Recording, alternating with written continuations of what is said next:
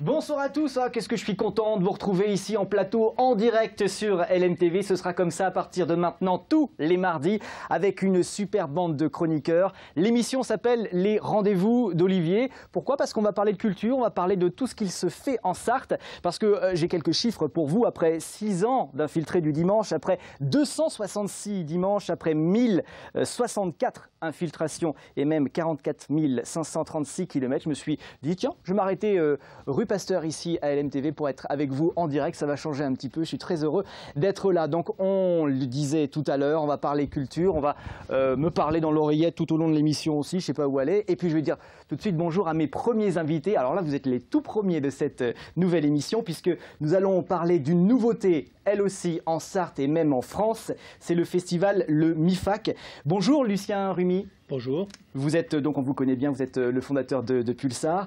Et Ludovic Duhamel.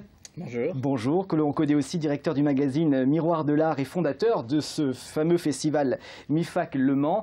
Tout de suite, puisqu'il est là, je vais en parler aussi parce que tout au long de l'année, vous allez découvrir des chroniqueurs. Sa tête à lui, vous la connaissez puisqu'il est passé plusieurs fois entre les mains de Jean-Christophe Camus. Je suis passé entre les mains de tout le monde, mais la décence m'interdit d'en dire plus. On n'en dira pas plus.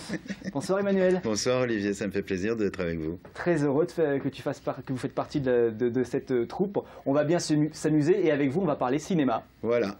Une petite sélection des films à voir cet automne. Tout à fait, on va parler des films de cette fin d'été, des films de mes petits coups de cœur de la fin de l'été, et puis des grosses sorties de l'automne. Enfin, grosses et moins grosses, mais des sorties intéressantes de l'automne. Voilà. Génial. Le MIFAC, c'est un petit peu du cinéma. Comment est-ce qu'on pourrait le présenter, Lucien? C'est à l'initiative de Miroir de l'Art, si vous voulez. On nous a proposé d'organiser au Mans, puisqu'il y avait une synergie naturelle avec le Pulsar, un festival de films sur les artistes contemporains. C'est-à-dire qu'au Pulsar, on présente les œuvres qui sont terminées, et là, on va rentrer de l'autre côté du miroir, dans l'arrière-cour des artistes, dans leur atelier, les écouter parler, travailler, etc. Donc c'est Ludovic Duhamel qui est à l'origine. Comment vous est venue cette idée? C'est la suite logique du magazine en fait. Depuis plus de 12 ans maintenant, on défend les artistes contemporains, les peintres, les sculpteurs, avec toujours cette idée d'essayer de faire passer auprès du grand public le maximum d'infos sur donc ces artistes qui sont malheureusement trop souvent méconnus. Si par exemple je vous demande de me citer 10 chanteurs ou 10 acteurs d'aujourd'hui, vous allez très probablement réussir à les citer. Si je vous demande de me citer 10 peintres ou 10 sculpteurs, ce sera peut-être un peu plus compliqué. Donc avec le magazine, depuis plus de 12 ans, on essaye de faire passer ça au niveau du grand public. Et le film, le documentaire, c'est un peu plus de l'ordre du documentaire que du cinéma. C'est un excellent biais pour ça, à mon avis. L'image est quand même aujourd'hui primordiale. Donc, d'où l'idée du MIFAC. Et les artistes en Sarthe, on sait, il y en a, on les connaît pour certains, mais un festival comme ça, je le disais tout à l'heure, c'est une première en France et une première en Sarthe. Alors pourquoi Le Mans? Pourquoi pas? Le Mans, c'est une ville qui, au niveau national, a une excellente réputation de par la manifestation créée par Lucien maintenant depuis plus de 20 ans. Et donc c'était assez naturel en fait. Il y a une véritable action qui est menée en faveur de l'art contemporain. Au niveau de la peinture, de la sculpture, de la photographie, sur la même base donc ce que nous pouvons faire avec Miroir de l'Art. Voilà, c'est une association naturelle et je pense que ça se passe pas trop mal. C'est une évidence. Oui, vous vous connaissiez tous les deux avant. Oui, bien sûr. Ah bah oui. Oui. Oui. On se connaît depuis pas mal d'années, puisque Miroir de l'Art rend compte du Pulsar depuis maintenant plusieurs années, et donc c'est un partenaire qui est avec nous depuis 5-6 ans maintenant. Et donc on a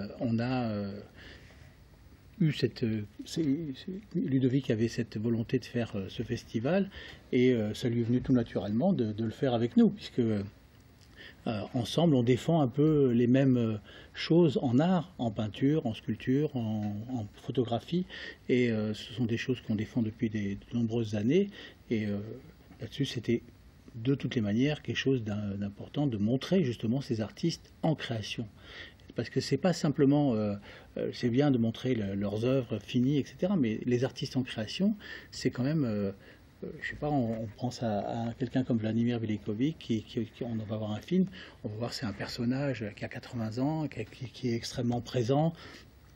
il va peindre un peu, il va me dessiner une œuvre pendant 26 minutes, mais il va aussi parler de pourquoi il crée comme ça, pourquoi, parce que lui, il est né en Yougoslavie, à l'âge de 8 ans, il a été confronté à la guerre, et donc tout ça, ça marque son œuvre. Ce sont des artistes qui sont dans leur temps, qui sont pas simplement, ils sont pas en dehors de la société, ils sont dans leur temps, et c'est cela qu'on veut montrer ensemble, et ça nous a semblé une évidence de le faire, hein, donc voilà. Ça a été simple de faire des films sur des artistes en train de créer, parce qu'on a l'impression que les artistes, les peintres par exemple, ils peignent un tableau, ils n'aiment pas qu'on vienne regarder avant que le tableau soit fini. Là, il faudrait poser la question au réalisateur, puisqu'en fait, nous, on a initié pour l'instant aucun reportage, aucun film.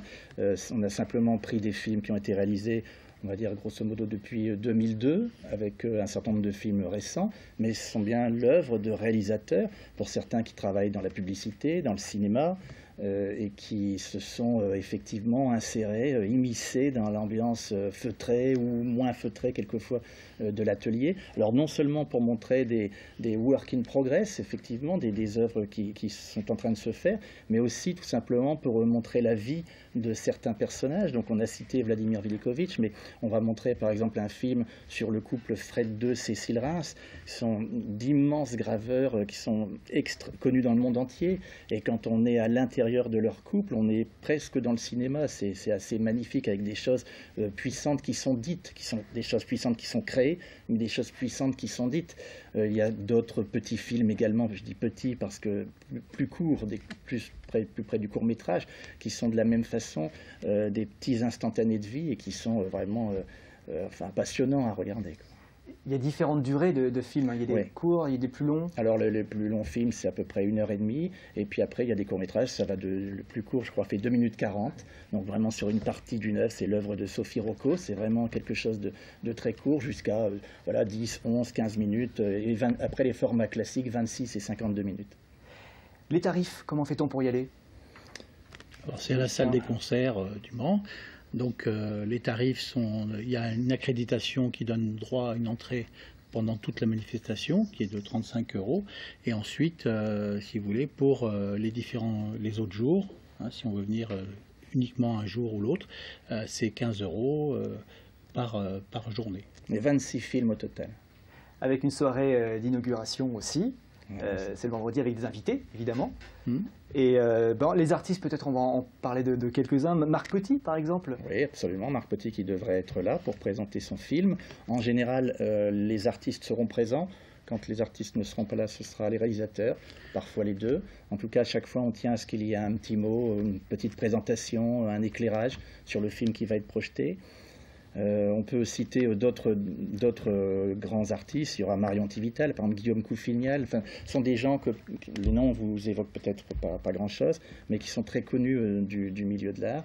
Et donc là, c'est l'occasion de les voir d'une autre façon, sous un angle un petit peu différent. Et effectivement, ce ne sont pas des œuvres finies qu'on va aller observer dans une galerie ou dans un musée, mais c'est un petit peu plus pimenté, un petit peu plus sympathique peut-être. Il y a François Barre aussi, qui sera présent. François Barre, exactement, qui est un très beau peintre, qui fait d'ailleurs la couverture du prochain Miroir de l'Art. Voilà, il y a 26 films qui, à mon avis, sont vraiment d'un très bon tenant. Et puis, il y a quelque chose de profondément émouvant, c'est d'aller voir des artistes d'aujourd'hui qui sont en création. Je ne sais pas, imaginez que vous ayez pu aller dans l'atelier de Rembrandt au moment où il créait la Ronde de nuit, etc. Et puis qu'on puisse savoir, le voir travailler, le voir parler, expliquer pourquoi le commande son œuvre. Et je crois qu'il y a une grande émotion finalement. Quand vous regarderez des autoportraits de Rembrandt par exemple, et que vous voyez cet homme au fur et à mesure du temps et son âge, et puis son regard qui vous regarde, moi je ne sais pas, pour moi c'est une grande émotion de voir cet artiste et de voir ce qu'il a créé et de le voir lui aussi. Enfin, je veux dire, je sais pas, dernièrement j'ai vu un reportage sur Matisse en train à la fin de sa vie, en train de créer, etc. Pour moi, c'est une grande émotion, c'est quelque chose d'extrêmement émouvant. Et là, on a la chance de pouvoir voir des artistes qui sont d'aujourd'hui, qui sont des créateurs d'aujourd'hui, à qui malheureusement on ne donne pas la place qu'ils méritent. Hein, et justement, mais en tout cas, ce qui est sûr, c'est que c'est eux qui resteront.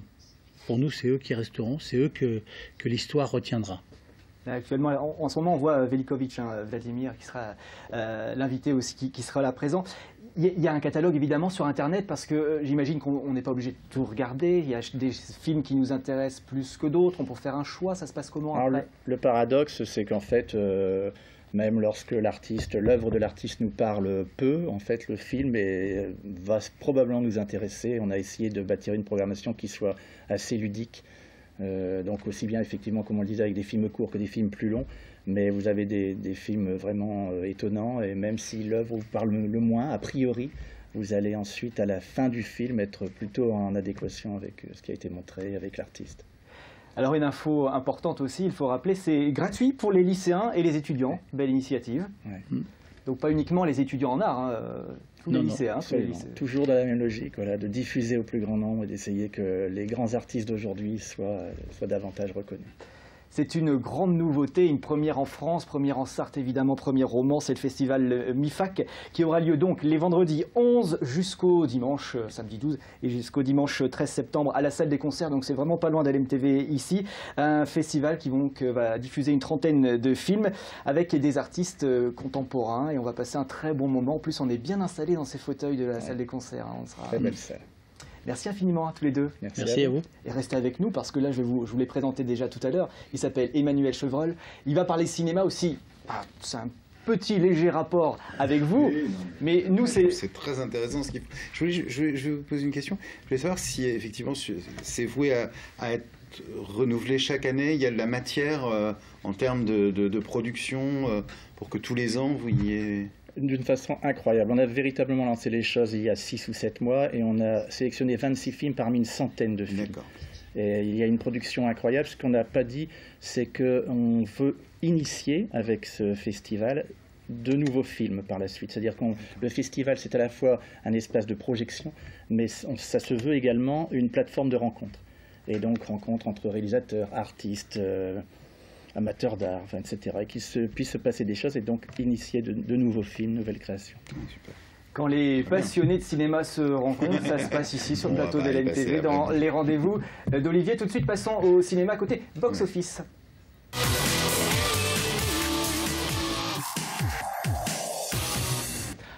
Un spécialiste, et quel spécialiste sartois sur ce plateau, quel plaisir de vous retrouver. C'est trop.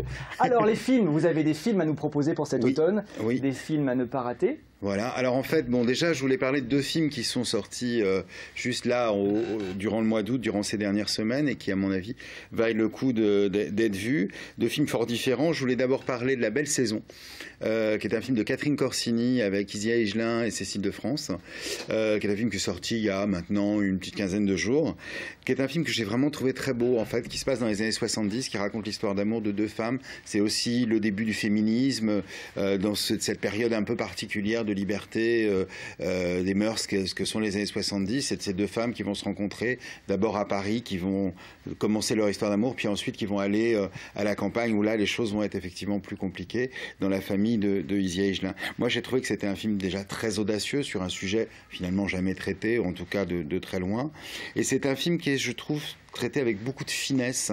C'est-à-dire que Corsini, en fait, elle évite le piège du film un peu du pensum, avec plein de préjugés, faut regarder, ils sont pas bien, ils sont gentils, machin. Et non, elle reste finalement, elle pose sa caméra, elle laisse l'histoire se raconter, et du coup, l'émotion vient très vite, hein, et on y croit complètement à cette très belle histoire entre ces 2 femmes. Et vraiment, moi, j'ai trouvé que c'était en plus servi par 2 actrices, Cécile de France et Isia Higelin, qui vraiment se révèle.